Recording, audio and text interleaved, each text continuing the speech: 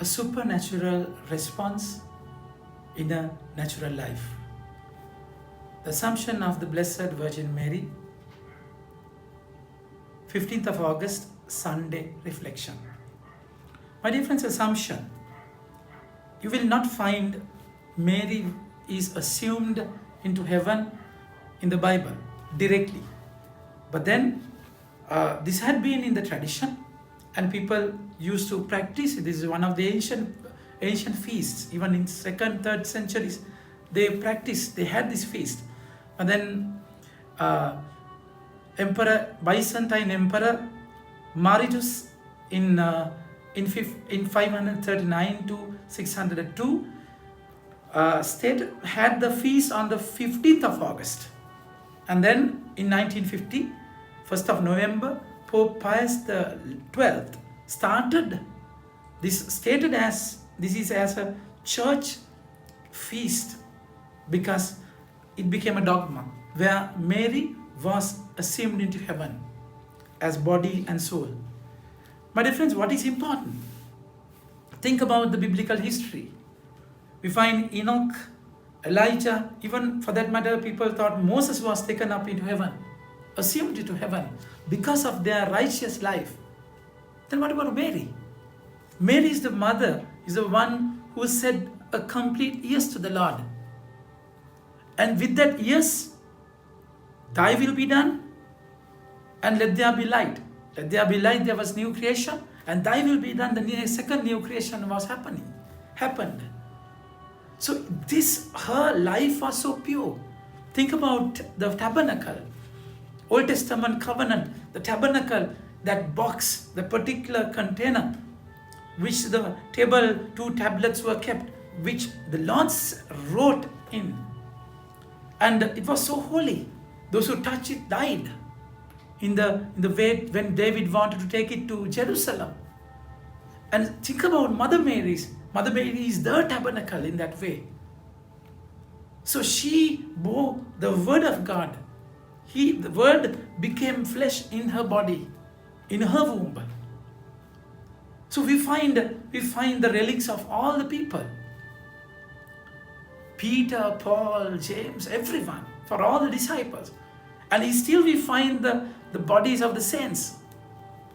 Because they're sinless, because they became saints, their bodies never rot. So where we can find Mother Mary's body in that matter? We can't find her. So that's exactly why we say that body where God dwelled cannot be eaten by worms, cannot rot, cannot decay. So she was taken up into heaven, body and soul. It does not mean that she never died. No, that was not the teaching. It is a dilemma whether she died or not. It's not the fact. But then that body was taken into heaven, and soul also. So my dear friends, what is important? The biblical background of Mary. She, in the second reading we find, she is the woman. The woman, she was pregnant and was crying out in birth pains. And there was this woman, God's temple in heaven was opened, and a great sign appeared in heaven, a woman clothed with sun, with moon under her feet. The woman has three meanings. Woman is people of God.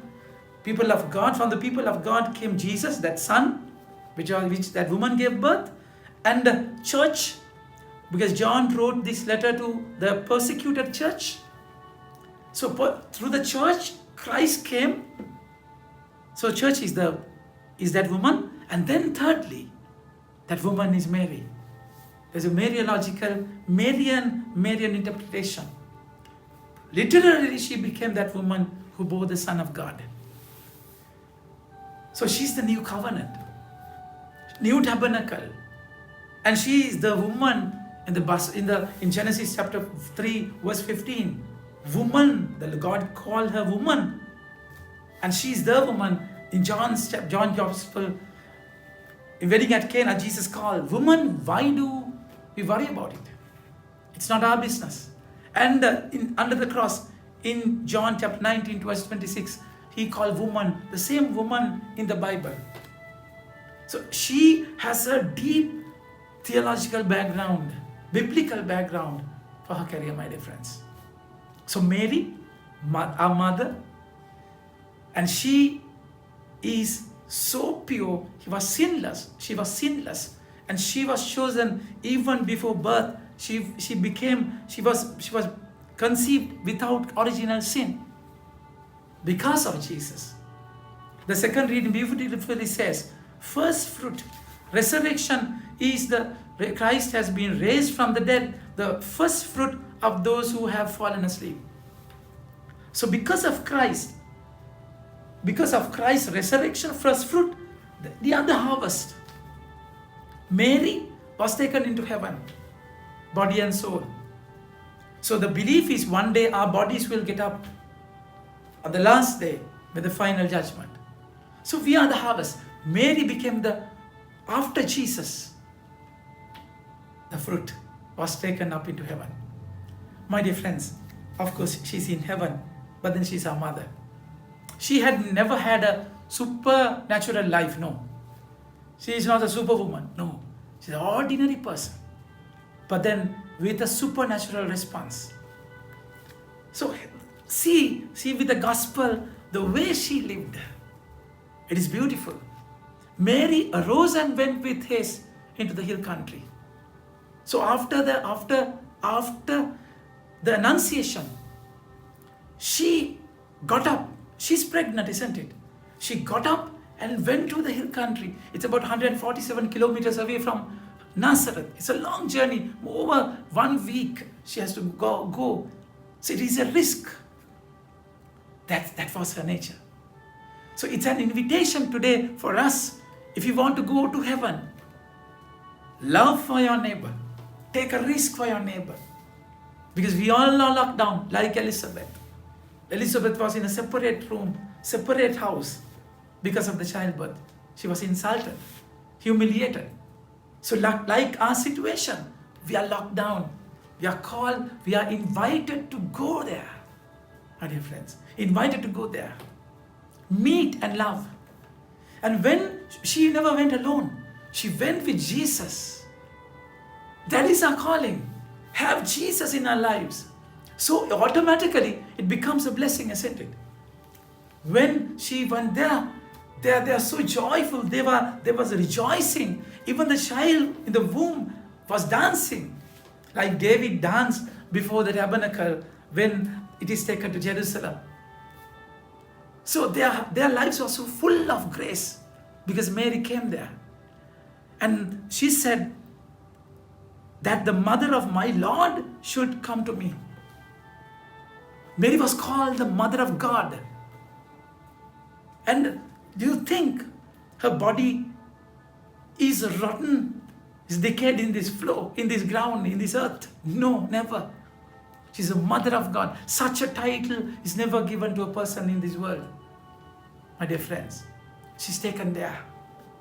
And she was there, and then she says, and blessed is she who believed that there would be a fulfillment of what was spoken to her from the Lord. She believed the word. That is a life with a supernatural response. She believed the word so much. Even the circumstances are otherwise. She could not see anything, no hope at all. But then she believed the word. That's why her life is different.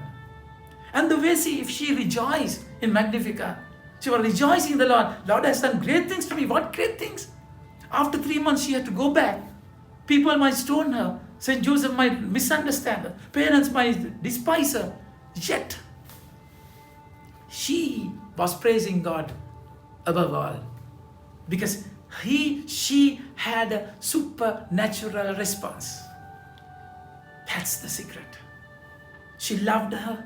She loved Elizabeth, helped her, and came back to her own life. She's the mother who had Jesus always in her heart before the womb. And she believed the word. Word would definitely happen. And she was given to us. Behold your mother, my dear friends. Let us ask her to come to our places like she visited Elizabeth. so that our hearts would be filled with Holy Spirit. Joy. We need Jesus, isn't it? We need Jesus more than anyone else. So, Mother, come and visit us also. Amen. May God bless you.